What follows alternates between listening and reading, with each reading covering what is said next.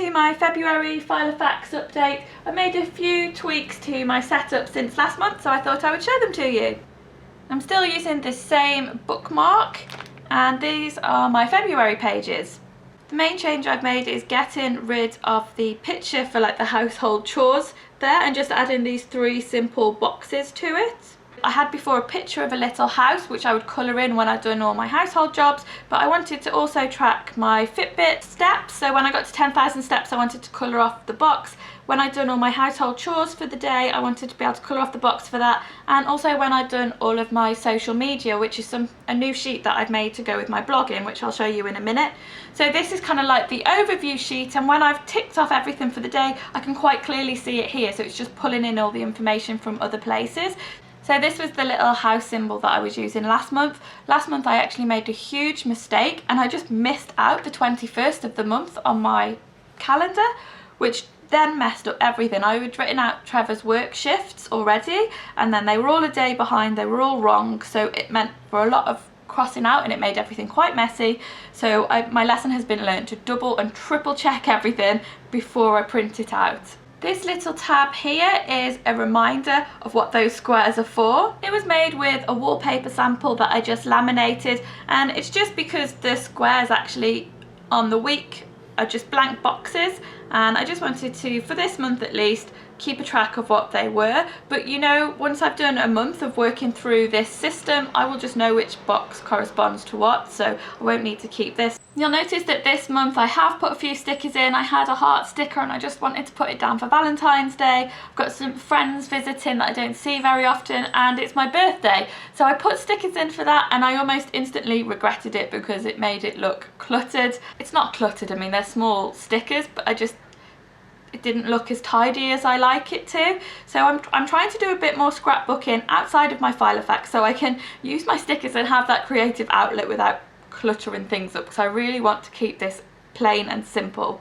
I'll show you the social media that I was talking about, so I'll just flick to my blog tab at the side. So this is my daily social media maintenance. I had a similar sheet before from Mama Miss Designs, but it didn't include YouTube, and that's really where my main focus is at the moment. So this was something that I wanted to do myself, and I just tick it off each day when I've done everything. So with Instagram it's share at least 1 picture and interact on 5 posts, and then when I've done it I cross it off. And these are the other social media things that I wanted to cover. I totally missed off Twitter. Again, I hardly use that, but it probably should be something that's on there, so I may revisit it at some point.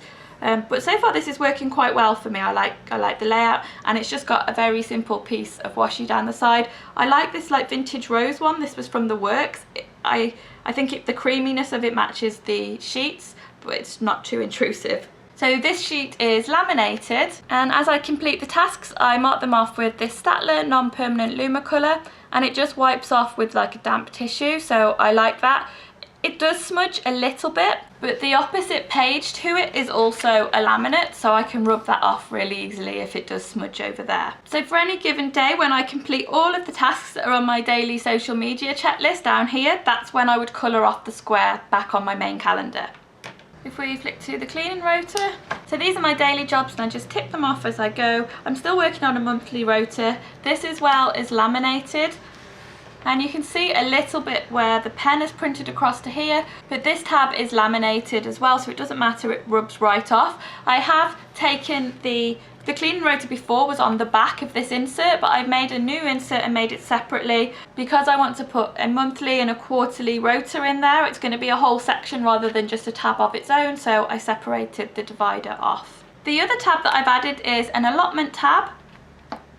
The first page is my allotment to-do list. It's just a plain lined sheet that I've laminated, so again I can use the non-permanent Staedtler pens to rub off the tasks as I do them. That saves me going through a lot of note paper, so I quite like that. And then I've also added this planner. So I'm in the process of writing down all of the seeds that I've bought here, and I've coloured it for when they will be sown and when they'll be harvested. And this is because I want to see everything that I've got, and I want to try and make sure that we've got a long harvesting season, so we're going to have different vegetables for quite a big chunk of the year. I don't just want everything to be ready, you know, in June. and then not have anything going into the autumn. That's all I've got in the allotment section for now. I really want to get and draw my 4-year plan for it, showing how I'm going to rotate the crops and everything, but I'm toying with using a different planner system, possibly Project Life. I'm really intrigued by that. I've only recently come across it, but I think it would work really well for keeping gardening bits and pieces. So if you've had any experience with it, do let me know. I like the idea of pocket journaling because I could put pressed flowers and things in it, so that's something I'm exploring at the moment, so I didn't want to print anything else out to go into my Filofax right now.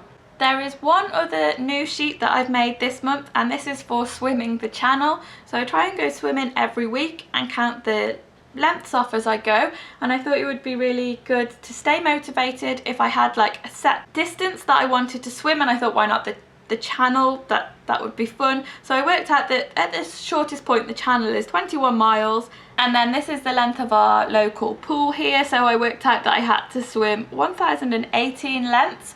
So I made it all into a table, and then each one of these little rectangles represents one length, and after I've been swimming I come back home and colour them all off. Charts and things like that really motivate me, so it's working quite well. And then I put a nice little quote in the bottom.